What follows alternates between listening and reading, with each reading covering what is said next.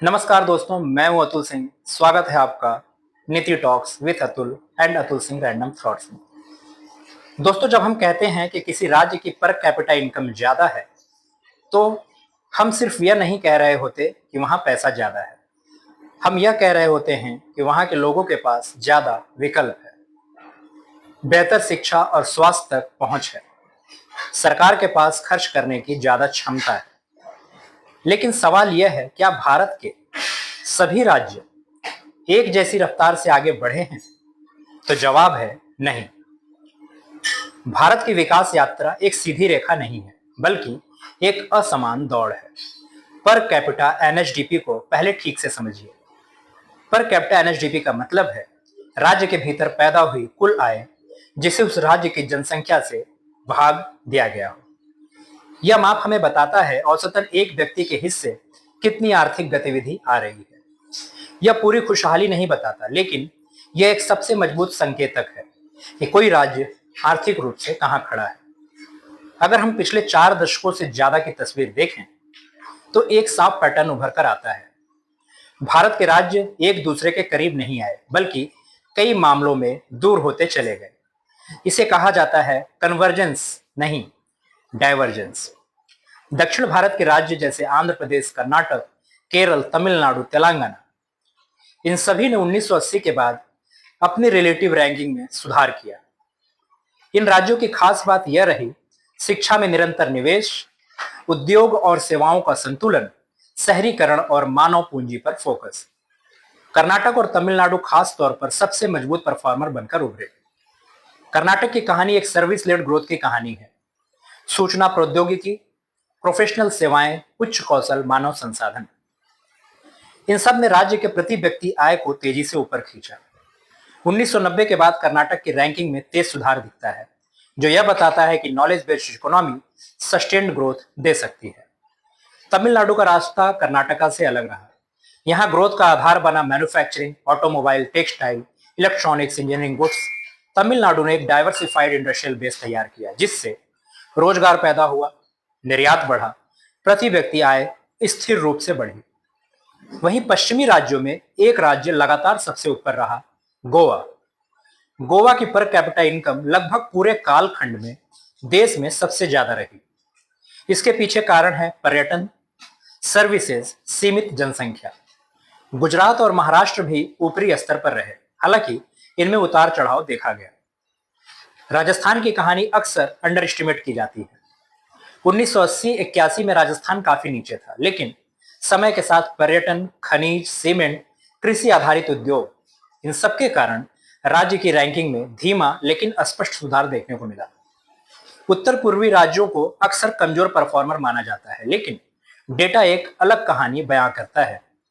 सिक्किम सबसे बड़ा उदाहरण है। सिक्किम की पर कैपिटा इनकम 4 दशकों में कई गुना बढ़ी, कुछ वर्षों में पूरे देश से सबसे ऊपर पहुंच गई।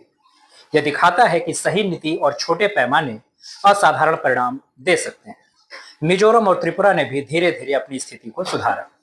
अब आते हैं सबसे कठिन हिस्से पर, उत्तर भारत, जहां उत्तर प्रदेश, बिहार, पंजाब, हिमाचल, उत्तराखंड, इनमें प्रदर्शन एक सा नहीं रहा।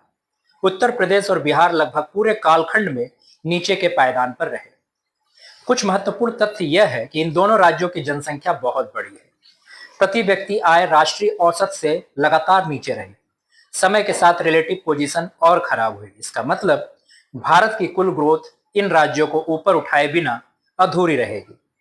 बिहार यह गिरती सापेक्ष स्थिति में आ गया। 1980-81 में भी बिहार नीचे था और 2023-24 में भी। लेकिन चिंता यह नहीं है कि बिहार नीचे है, चिंता इस बात की है कि राष्ट्रीय औसत के मुकाबले बिहार और पीछे चला गया। इसका मतलब देश बढ़ा, लेकिन बिहार की गति उससे कम रही। पंजाब और वेस्ट बंगाल कभी भारत के सबसे समृद्ध राज्य हुआ करते थे, लेकिन आज दोनों की रैंकिंग में तेज गिरावट आई है। दोनों राज्यों का प्रदर्शन लंबे समय से कमजोर रहा। पंजाब में कृषि आधारित मॉडल, सीमित डाइवर्सिफिकेशन, लंबे राजनीतिक प्रशासनिक तनाव। वहीं वेस्ट बंगाल में उद्योग पलायन, निवेश की कमी, लंबे समय तक नीति अनिश्चितता, इन सब का असर सीधे पर कैपिटा इनकम पर पड़ा। हरियाणा बनाम पंजाब देखें तो एक दिलचस्प तुलना निकल कर आती है। 1980-81 में पंजाब हरियाणा से आगे था, लेकिन 23-24 में हरियाणा पंजाब से काफी आगे निकल चुका है। कारण है एनसीआर से नजदीकी, उद्योग और सेवाओं का विस्तार, शहरीकरण। यह बताता है ज्योग्राफी और पॉलिसी मिलकर डेस्टिनी बदल सकती है। पर कन्वर्जेंस क्यों नहीं हुआ? एक बड़ा सवाल यह है, क्या गरीब राज्य अमीर राज्यों के करीब आए? डेटा कहता है नहीं। कुछ अपवाद छोड़कर गरीब राज्य तेजी गति से नहीं बढ़े, अमीर राज्य अपनी बढ़त को बनाए रखते गए। इसका मतलब मार्केट फोर्सेस अकेले रीजनल इनक्वालिटी को नहीं सुलझा सकती और माइग्रेशन समाधान नहीं है।